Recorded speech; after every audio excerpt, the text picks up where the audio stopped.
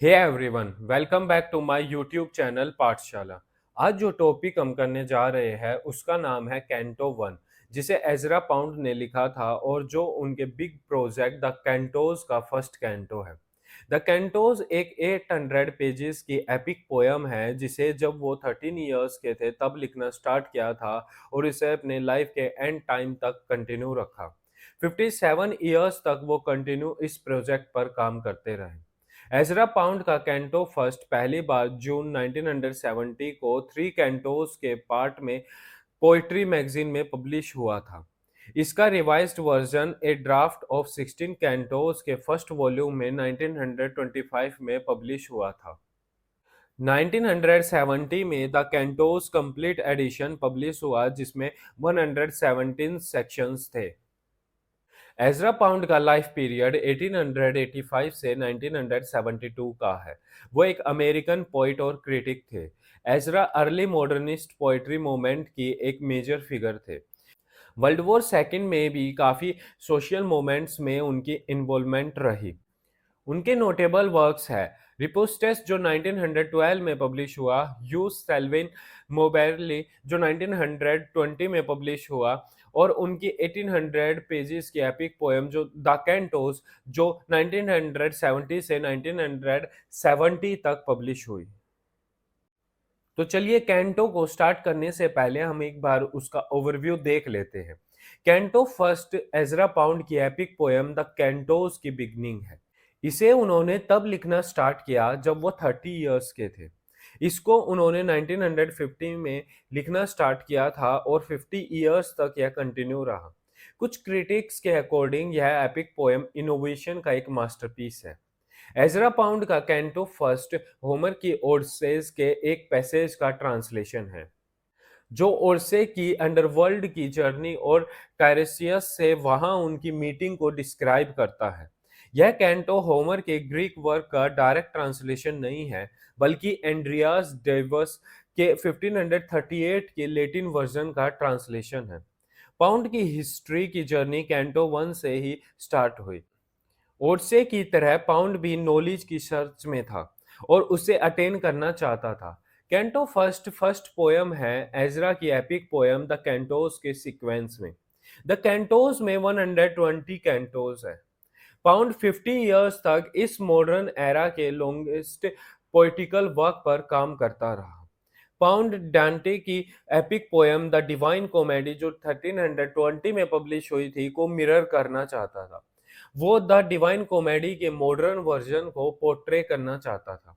जब 1921 में उसने कैंटो फर्स्ट को फिनिश किया तो उसे कोई आइडिया नहीं था कि इस मॉडर्न एपिक की फाइनल शेप क्या होगी। पर कैंटो फर्स्ट आगे वाले कैंटोस के लिए एक फॉर्मिंग पिलर की तरह था।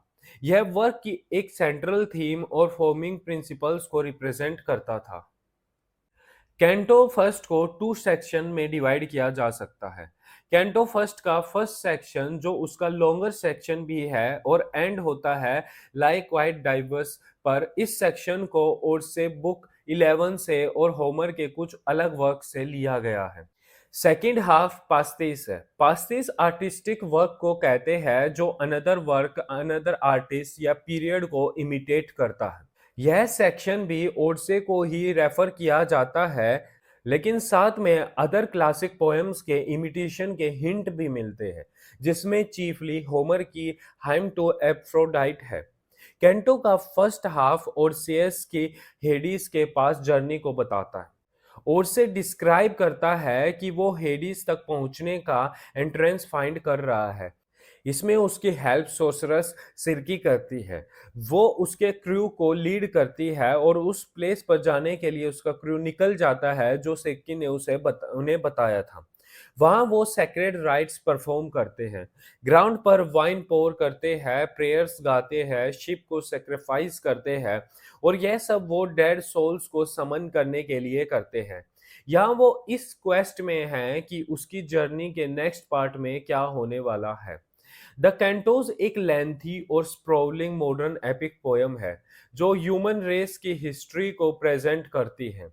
यह हिस्टोरिकल हीरोज और विलन्स को कास्ट करके एपिक पोयम के जोनरा भी रीइन्वेंट करती है। ऐसा कंसिडर किया जाता है कि अपनी लाइफ के हाफ पीरियड तक इस एपिक पोएम पर काम करने के बाद भी एज़रा इसे कंप्लीट नहीं कर पाए थे। कैंटो फर्स्ट एक लॉन्ग पोएम है, तो हम इसे लाइन बाय लाइन एक्सप्लेन नहीं कर सकते हैं और साथ के साथ यह एक स्टोरी भी है। तो चलिए अब हम इसे उस स्टोरी के एपिसोड्स के अकॉर्डिंग समझने की कोशिश करते हैं। फर्स्ट 7 लाइन्स में पोएम इन मेडिएरिस टेक्निक से स्टार्ट होती है, जो रीडर्स को डायरेक्टली स्टोरी के मिडल पर लेकर जाती है और कोई प्रायर इंफॉर्मेशन भी प्रोवाइड नहीं करती है। इस केस में स्पीकर रीडर्स को एक नॉटिकल सीन पर लेकर जाता है, जहां वो सेलिंग रिलेटेड वर्ड्स का यूज करता है सीन और सेटिंग्स को डिस्क्राइब करने के लिए। स्पीकर कहता है कि एक शिप को गोडली सी में ले जाने के लिए नेसेसरी आइटम्स लोड किए जा रहे हैं और सेल के लिए उसे रेडी किया जा रहा है। शिप पर काफी सारी शिप्स को लोड किया गया है, जिसका रीजन अननोन है। पोएम की 7th लाइन क्लियर करती है कि पाउंड ने होमर की ओर से पोएम के किस पार्ट को यहाँ ट्रांसलेट किया है। यहाँ स्पीकर सिरकी का मेंशन करता है। सिरकी होमर की ओर से में एक सोसरेस है और से एक एपिक पोएम है जो एंशियंट ग्रीक में 800 टू 600 बीसीई में पहली बार लिखी गई थी।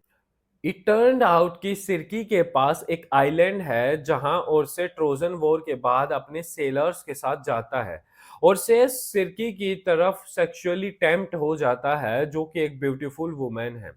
इस पॉइंट पर हमें क्लियर भी होता है कि कैंटो फर्स्ट का नरेटर ओडसेस है। नेक्स्ट 8 टू 16 लाइन में ओरसेस बताता है कि वो अपने क्रू के साथ सेल करता है और विंड की स्पीड भी अच्छी है और वाटर भी सेलिंग के लिए परफेक्ट है। उनकी बोट स्पीड से सेल कर रही है। नाइट हो जाती है। 12th लाइन में ओरसेस किमेरियन का मेंशन करता है। किमेरियन एक मिथिकल पीपल का ग्रुप है और ऐसा सपोज किया जाता है कि वो वर्ल्ड के एज पर रहते हैं। ये वेस्ट पीपल हमेशा डार्कनेस और मिस्ट में रहते हैं। यहाँ स्काई में कोई स्टार्स नहीं है, बस एटर्नल नाइट्स है। और सेस कहता है कि जो लोग वर्ल्ड के एज पर रहते हैं उन्होंने सनलाइट को नहीं देखा है, क्योंकि वो हमेशा डार्कनेस से कवर्ड रहे हैं। नेक्स्ट 17 टू 30 लाइंस में ओरसेस उन रिचुअल को डिस्क्राइब करता है जो वो और उसके सेलर्स वर्ल्ड के एज पर परफॉर्म करते हैं। वो प्लेस जहां सिरकी ने उन्हें भेजा था। वो अपनी स्वॉर्ड निकालता है और एक पिट बनाता है और सभी लोग डेड लोगों के ओनर में उसमें वाइन पोर करने लगते हैं। ओरसेस अपने क्रू से 2 मेंबर्स पेरिमिडिस और यूरिलोचस को राइट्स परफॉर्म करने के लिए कहता है। ओरसेस फॉलोइंग लाइंस में सेक्रीफाइस की पावर के बारे में बताता है।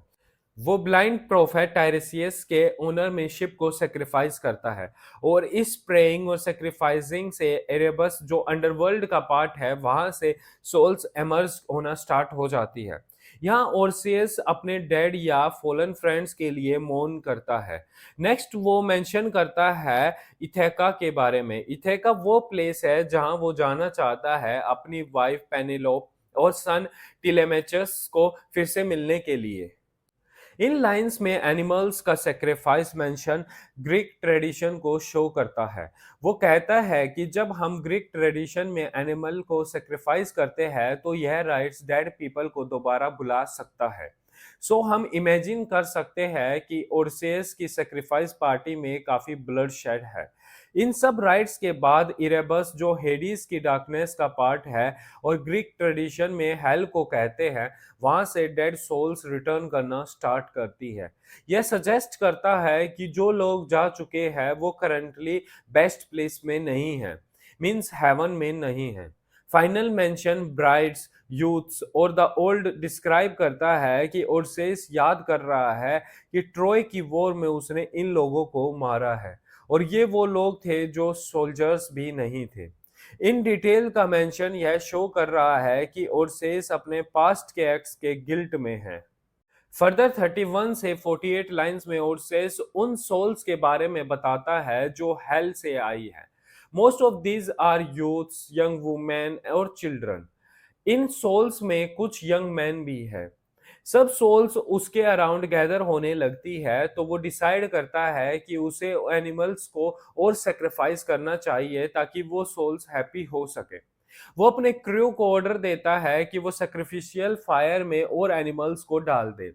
वो फायर में वैल्यूएबल आइटम्स को भी पोर कर देता है और गॉड से प्रे करता है कि वो उन डेड पीपल्स की सोल्स को का ध्यान रखे। वो प्लूटो से प्रे करता है जो अंडरवर्ल्ड का रोमन गॉड है, और वो प्लूटो की वाइफ प्रोसेफाइन से भी प्रे करता है। यह फैक्ट कि ओर्सेस उन डेड सोल्स को खुद से दूर रखने के लिए और उनके सेल्वेशन के लिए इतनी ट्रबल ले रहा है, यह शो करता है कि उसे उनको मारने का गिल्ट है। लेकिन जब वो रियलाइज करता है कि ऐसे वो उन्हें खुद से दूर नहीं रख सकता है, तो वो अपनी स्वॉर्ड निकाल लेता है और फाइट करने के लिए रेडी हो जाता है। तभी वहां टायरेसियस आ जाता है। इस पॉइंट पर पोएम क्लियरली साउंड करती है कि ओडसेस वर्ल्ड ऑफ द डेड में एंटर कर चुका है। यहाँ हम इमेजिन कर सकते हैं कि वो टायरेसियस को एडवाइस के लिए ढूंढ रहा था, क्योंकि टायरेसियस एक प्रोफेट है जिसे फ्यूचर के बारे में सब पता है। लेकिन टायरेसियस से मिलने से पहले ओर्सेस अपने एक फ्रेंड एल्फनोर से मिलता है।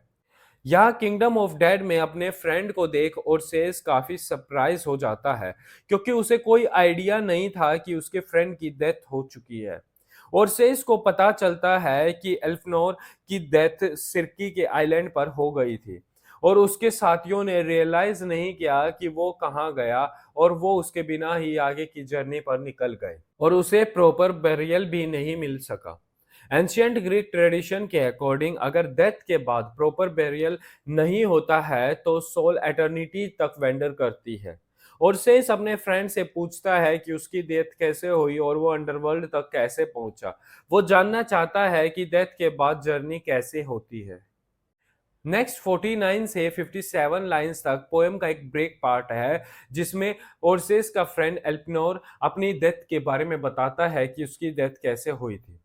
तो हमें यहाँ पता चलता है कि उसके फ्रेंड के साथ क्या हुआ था। एल्फनोर बताता है कि उसकी डेथ बेसिकली उसकी ड्रंक स्टेट और बैड लक का कॉम्बिनेशन है। सिरकी आइलैंड पर एक रात उसने काफी ड्रिंक कर ली और वो सिरकी के घर की छत पर सो गया। लेकिन जब वो वापस नीचे उतर रहा था तो वो स्लिप हो गया और गिर गया, और उसकी स्पाइन कंप्लीटली डैमेज हो गई और उसके स्कल में भी क्रैक आ गया। वहां से उसकी सोल एवर्नस जाती है, जो किंगडम ऑफ डेड में एंट्री का पॉइंट है। इस पार्ट की लास्ट लाइंस में एल्फनोर और से फेवर मांगता है कि वो अपनी जर्नी को पोज करके वापस सिरकी आइलैंड जाए और उसके सोल को फ्री करने के लिए उसका प्रॉपर बरियल करे, और उसकी ग्रेव पर मार्क करे कि a man of no fortune and with a name to come and set my oars up that I swung mid fellows. Meaning कि एल्पनोर ओरसे की शिप में अपने फ्रेंड्स के साथ सेल पर जाता था। या वो अपने फ्रेंड ओरसे से यह रिक्वेस्ट कर रहा है कि वो अपनी जर्नी को कुछ पल के लिए पोज करके एक बार वापस सिरकी आइलैंड जाए और वहां उसे अपने फ्रेंड को एक प्रॉपर बेरियल दे, क्योंकि हेडीज जिस प्लेस पर अभी उसकी सोल है वो हेल है, और वहां पे उसकी सोल रेस्टलेस है। तो वो अपनी सोल को फ्री करना चाहता है उस हेल से। फर्दर पोएम की 58 टू 63 लाइंस में पोएम की स्टोरी कंटिन्यू होती है। और सेस एल्फिनोर की बात का जवाब नहीं दे पाया क्योंकि एंटिक्लिया नाम का एक पर्सन वहां आ जाता है। बाद में उसे पता चलता है कि एंटिक्लिया और सेस की डेड मदर है, लेकिन वो अपनी मदर को वहां से वापस भेज देता है और अगेन टायरेसियस को सर्च करने लगता है। टायरेसियस ओरसेस को पहचान लेता है और अ सेकंड टाइम के क्वेश्चन से उसे ग्रीट करता है। यहाँ हमें पता चलता है कि ओरसेस एक बार ऑलरेडी अंडरवर्ल्ड जा चुका है। टायरेसियस क्यूरियस है कि ओरसेस वापस अंडरवर्ल्ड क्यों आया है। वो ओरसेस को मैन ऑफ इल स्टार कहता है क्योंकि ट्रबल्स हमेशा उसे फॉलो करती है। कुछ देर बाद वो रियलाइज करता है कि ओरसेस वहां क्यों आया है, तो वो उसे पीछे हटने की एडवाइस देता है ताकि वो उस सैक्रिफिशियल ब्लड डिच को एक्सेप्ट कर सके। ये वही वाइन थी जो ओरसेस टायरेसियस की हेल्प के बदले ऑफरिंग के लिए लाया था। यहाँ फ्रेज फॉर सूद से का मतलब है इन ट्रूथ। ओल्ड एज में टायरिशियस वो पर्सन होता था जिसे सूटसेयर के लिए बुलाया जाता था। इन अनदर वे टायरिशियस एक प्रोफेट है जो ट्रूथ या फॉर्च्यून प्रेडिक्ट करता है। नेक्स्ट 64 से 71 लाइंस में प्रोफेसी के बारे में बताया गया है। तो अब प्रोफेसी का टाइम हो गया था। वो सब शिप ब्लड जो ओर्सेज ने सेक्रीफाइस किया था उसने टायरिशियस को स्ट्रोंग बना दिया और वो प्रोनाउंस करना स्टार्ट करता है कि क्या होने वाला है। वो कहता है कि ओर्सेस को वापस जाना होगा क्योंकि नेपच्यून एंग्री है। ग्रीक माइथोलॉजी में नेपच्यून रोमन सी गॉड है और इस रिटर्न ट्रिप में ओर्सेस अपने सभी फ्रेंड्स जो उसका क्रू है सबको खो देगा। वो सब इस जर्नी में मर जाएंगे। ओर्सेस कुछ कहता इससे पहले उसकी मदर एंटिक्लिया वापस आ जाती है। यहाँ लाइन लाइक क्वेट डाइवर्स होमर की ओर्सेस पोयम से नहीं है। तो जैसा कि मैंने स्टार्टिंग में बताया था कि यह पोयम होमर की ओरिजिनल ओरसे की ट्रांसलेशन नहीं है बल्कि 16th सेंचुरी के ट्रांसलेटेड वर्क की ट्रांसलेशन है।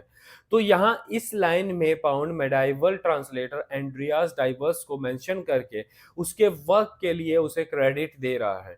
डाइवर्स ने 1538 में होमर की ओरसेस का लेटिन ट्रांसलेशन पब्लिश कराया था। इस लिटिल डिसरप्शन के बाद लाइन 70 अगेन ओरसेस की स्टोरी पर फोकस्ड हो जाती है।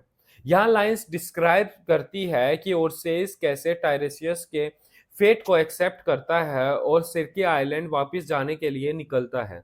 ऑन द वे बैक उसका एनकाउंटर साइरेंस से होता है। साइरेंस मिथिकल क्रिएचर्स होते हैं जो ओशियन रॉक्स पर होते हैं और इतना मेलोडियसली सॉन्ग गाते हैं कि सेलर्स अनकंट्रोलेबली अपनी शिप्स को रॉक्स की तरफ टर्न कर देते हैं। अनफॉर्चुनेटली ओरसेस और उनका क्रू भी उनके सॉन्ग से एन्चेंटेड होकर रॉक्स की तरफ ही जा रहा है। कैंटो फर्स्ट की एंडिंग 72 से 76 लाइंस में पाउंड डिसाइड करता है कि वो एंडिंग को ग्रीक गोडेस के ऑफ लव एफ्रोडाइट को एट्रीब्यूट करेगा।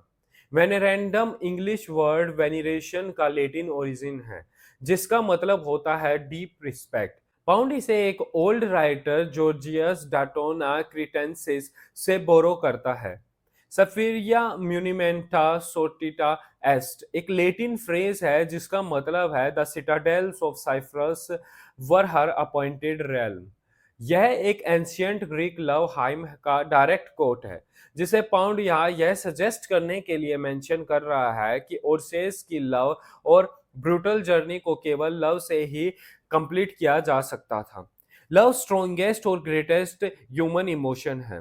वर्ड्स मिर्थफुल और ओरिचेल्ची भी लव हाइम से ही बोरो किए गए हैं और मेंशन करते हैं कि एफ्रोडाइट को प्लीज करने के लिए पीपल गोल्ड और कॉपर के गिफ्ट्स लेकर आते हैं। पोएम क्लोज होती है डार्कली एक पर्सन को एड्रेस करते हुए जिसकी डार्क आईलिड्स है। यहाँ हमें यह क्लियर नहीं है कि वो पर्सन कौन है लेकिन यह क्लियर है कि उसे एफ्रोडाइट के लिए एक गोल्डन बो गिफ्ट में लेकर जाना है। पोएम इनकम्प्लीट सेंस के साथ खत्म हो जाती है। हमें क्लियर नहीं हो पाता है कि एफ्रोडाइट को ये ऑफरिंग्स गिफ्ट में क्यों प्रेजेंट करनी है। तो जैसा कि मैंने स्टार्टिंग में बताया था कि कैंटो फर्स्ट एक long epic medieval poem the Cantos का स्टार्टिंग पार्ट है तो इसकी कोई सेपरेट थीम नहीं हो सकती। और जैसा कि हमने देखा कि यह ओरसेस की जर्नी का एक पार्ट का ट्रांसलेशन है तो इसमें कोई वैसी जर्नल थीम्स नहीं है कि जिसको अलग से सेपरेटली मेंशन करके बताया जाए। कैंटोस के और भी पार्ट है जो हमारे सिलेबस में है तो एक बार उन सब पार्ट्स को करने के बाद हम किसी एक पार्ट के साथ जो पूरी पोएम की एक जो जनरल थीम बनती है हम उसको एक बार कर लेंगे। तो चलिए इसी के साथ हमारी पोएम खत्म होती है। So thank you guys, that's it for today. Don't forget to like share and comment on the video and subscribe my channel.